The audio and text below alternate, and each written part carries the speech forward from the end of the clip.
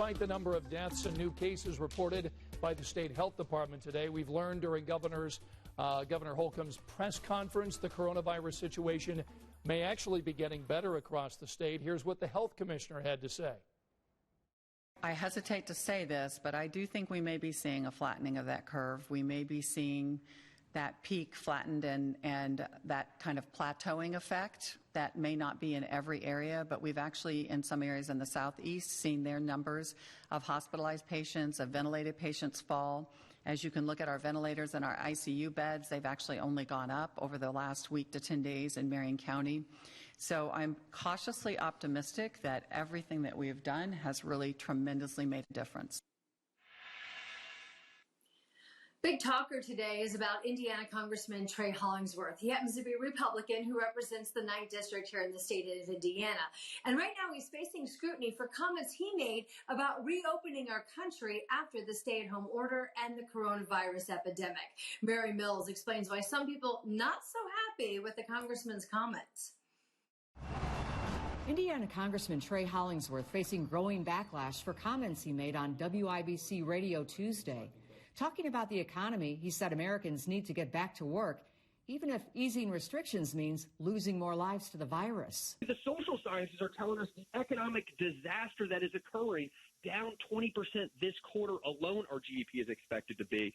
It is policymakers' decision to put on our big boy and big girl pants and say, this is the lesser of these two evils, and it is not zero evil, but it is the lesser of these evils, and we intend to move forward that direction. His office later issued a statement saying it's not a choice between one or the other, adding, we can use the best of biology and economics to enable as much of the economy to operate as possible while we work to minimize transmission of the disease. Today, his Facebook page was full of comments, more than 1,500.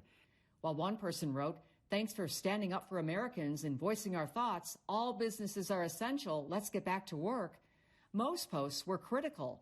One person saying, this is the most unchristian attitude I've heard. Economy before life? You should be ashamed. Another simply wrote, vile. While someone else said, I think you will regret these words when someone you care for is struggling to survive COVID-19. And Mary just spoke with the congressman a few moments ago. We have what he is now saying about those comments coming up as our coverage continues tonight on Eyewitness News at 6. The Howard County Commissioners are now throwing small businesses a lifeline tonight. Some of the so-called non-essential businesses are now being allowed to reopen. Our Rich Van Wyk explains why tonight and who will benefit. Shenandoah Stipe is grooming her own dog today. Friday, she'll be back in business, caring for other people's pets. Oh, my husband and I were jumping for joy. It was like the best news. The small business, like many others in Howard County, were shut down by the COVID crisis a month ago. I was downright devastated. It took me a couple days just to recover from seeing a third of my income gone. The county commissioners have decided to allow pet grooming shops, car washes, and a short list of other so-called low-risk businesses to reopen. We're not doing opportunities for people to have gatherings or go inside of these businesses and hang out. Howard County had some of the toughest restrictions in the state, even tighter than the state's restrictions.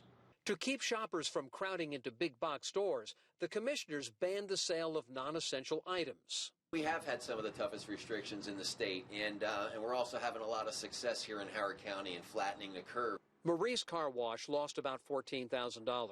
Reopening will put Scott Neer Gardner's employees back to work. I do have a couple families that rely on my business to put money on food on their tables. We're really happy to be back. Stipe's appointment book is filling up, but she doubts they will recover the lost income. No, when it's gone, it's gone. Apparently, there is no getting back what the COVID crisis is taking away. Those changes also bring Howard County's restrictions in line with those put in place by the state of Indiana. Families who need help during this pandemic will have more assistance from local food banks. The Disaster Household Distribution Program uses food from the Emergency Food Assistance Program. There are about 250 sites will help distribute food across the state. Here in Marion County, they're using IPS buses along with community centers and Gleaners Food Bank to help families in need. Purdue University plans to graduate 144 pharmacy students on Friday. That is about a month early. It's really about a plan to help stop a possible shortage of pharmacists during this pandemic. Our Rich Nye today talked to one of those students from Fishers about filling the need for people to fill their prescriptions. Emily Vaheri from Fishers has spent most of the past year learning in pharmacies and hospitals, meeting all of the license requirements for work experience. She joins Purdue fourth-year pharmacy students allowed to graduate a month early. Why do you want to be a pharmacist? I really enjoyed chemistry, and a family friend suggested it to me when I was in 6th grade, and it kind of stuck since then.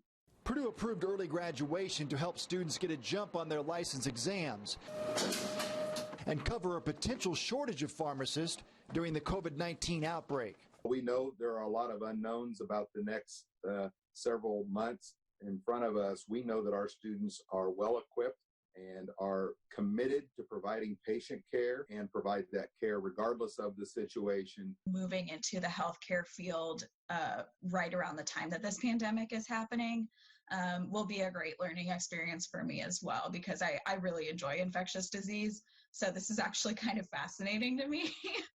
Emily spent 2 months last summer working at a hospital in Kenya that treats widespread HIV infection.